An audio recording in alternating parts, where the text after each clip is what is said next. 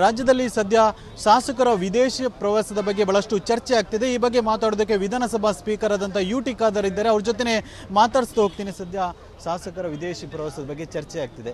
ನಿಮ್ಮಲ್ಲಿ ಮನವಿ ಸಲ್ಲಿಸಿದ್ರೆ ನಿಮ್ಮ ನಿರ್ಧಾರ ಏನು ಅಂತ? ನಾನು ಮಾಧ್ಯಮದೆಲ್ಲ ಮಿತ್ರ ಹೇಳ್ತೇನೆ, ಯಾರು ಕೂಡ ಅನಗತ್ಯವಾಗಿ ಏನು ಚರ್ಚೆ ಬೇಡ ಅಂತ ಯಾವುದೇ ವಿಚಾರ ಯಾವುದೇ ತೀರ್ಮಾನ ಇಲ್ಲ. ಶಾಸಕರ ಸಮಿತಿಗೆ ಇವತ್ತು ದೇಶದ ವಿವಿಧ ಕಡೆಗಳಿಗೆ ಅಧ್ಯಯನ ಪ್ರವಾಸದ ಅವಕಾಶ ಇದೆ. ಆದರೆ ವಿದೇಶಕ್ಕೆ ಹೋಗುವಂಥ ಅವಕಾಶ ಮತ್ತು ನಿಯಮ ಇಲ್ಲ. ಆದ ಕಾರಣ ಅಂತ ಯಾವುದೇ ತೀರ್ಮಾನ ತಗೊಳ್ಳಿಲ್ಲ ಮತ್ತು ನಾವು ಯಾವುದೇ ಪರ್ಮಿಷನ್ ಕೂಡ ಕೊಡಲಿಲ್ಲ. ಸೊ ಇದೆಲ್ಲವೂ ಕೂಡ ಹೂವೆ ಮುಖಾಂತರ ಬರುವಂಥ ವಿಚಾರಯುಕ್ತಾಗಿದೆ. ಅದಕ್ಕೆ ಭಾಳ ಸ್ಪಷ್ಟಪಡಿಸ್ತೇನೆ, ಅಂತ ಯಾವುದೇ ಪರ್ಮಿಷನ್ ನಾವು ಇಲ್ಲಿಯ ತನಕ ಕೊಡಲಿಕ್ಕೆ ಆಗಲಿಲ್ಲ. ಯಾಕೆಂದರೆ ನಮ್ಮ ನಿಯಮ ಇಲ್ಲ. ನಿಯಮ ಬದಲಾವಣೆ ಮಾಡಬೇಕಾ, ಏನು ಮಾಡಬೇಕು, ಶಾಸಕರು ಸರ್ಕಾರ ಕೂತ್ಕೊಂಡು ಚರ್ಚೆ ಆಗ್ತದೆ, ಅದಕ್ಕೆ ಅನುಗುಣ ಕ್ರಮ ತಗೊಳ್ತೇವೆ.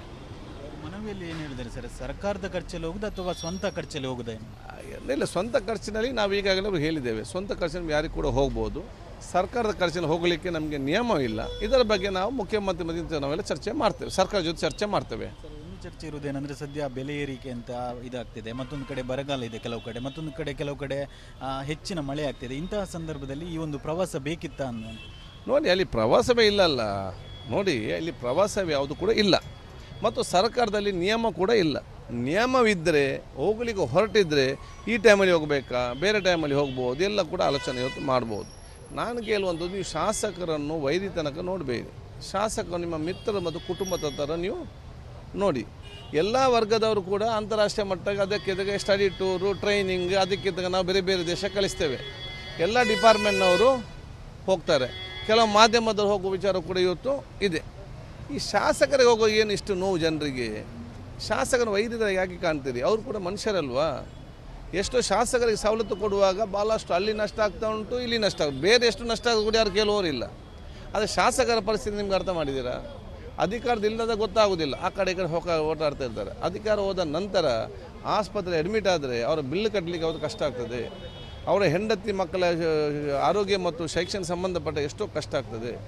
ಭಾಳಷ್ಟು ಜನ ಶಾಸಕರು ಯಾರು ಅಡ್ಮಿಟ್ ಆಗಿ, ಮಾಜಿ ಶಾಸಕರು, ಮಂತ್ರಿಗಳು ಕಡೆಗಳಿಗೆ ಇಲ್ಲಿ ಅವರು ಆಸ್ಪತ್ರೆ ಅಡ್ಮಿಟ್ ಆದಾಗ ದುಡ್ಡು ಕೊಡದೆ ಅವರಿಗೆ ಬಿಡಲಿಕ್ಕೆ 1-2 ಗಂಟೆ 3 ಗಂಟೆ ಅವ್ರನ್ನ ಕಾಯಿಸಿದೆ ಯಾವುದು ಆಸ್ಪತ್ರೆಯಲ್ಲಿ.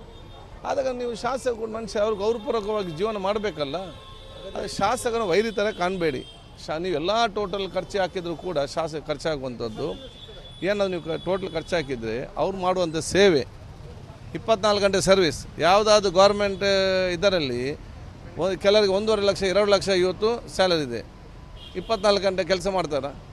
24 ಗಂಟೆ ಕೆಲಸ ಅತ್ಯಂತ ಕಡಿಮೆ ಸಂಬಳಕ್ಕೆ ದುಡಿಯೋ ವರ್ಗ ಇದ್ದರೆ ಅದು ಶಾಸಕರು ಮತ್ತು ಜನಪ್ರತಿನಿಧಿ ಹೇಳಿಕೆಯನ್ನು ಬಯಸ್ತಾರೆ. ಯಾವುದೇ ಟೂರ್ ಪ್ಲ್ಯಾನ್ ಇಲ್ಲ ಅಂತ ವಿದೇಶದ ಟೂರ್ ಯಾವ ಪ್ಲ್ಯಾನ್ ಇಲ್ಲ ಅಂತ ಯಾವ ಪರ್ಮಿಷನ್ ಕೊಡಲಿಲ್ಲ, ನಿಯಮ ಇಲ್ಲ. ಈ ನಿಯಮ ಬಗ್ಗೆ ಏನು ಮಾಡಬೇಕಂತ ನಾವು ಚರ್ಚೆ ಮಾಡ್ತೇವೆ. ಇದು ಶಾಸಕ ಏನು ವಿಧಾನಸಭಾ ಸ್ಪೀಕರ್ ಆದಂಥ ಯುಟಿ ಖಾದರ್ ಅವರ ಮಾತು. ಕ್ಯಾಮರಾ ಪರ್ಸನ್ ದಿವಾಕರ್ ಪದ್ಮಂಜು ಜೊತೆ ದಿನೇಶ್ ಕಾಶಿಪಟ್ನ, ರಿಪಬ್ಲಿಕ್ ಕನ್ನಡ, ಮಂಗಳೂರು.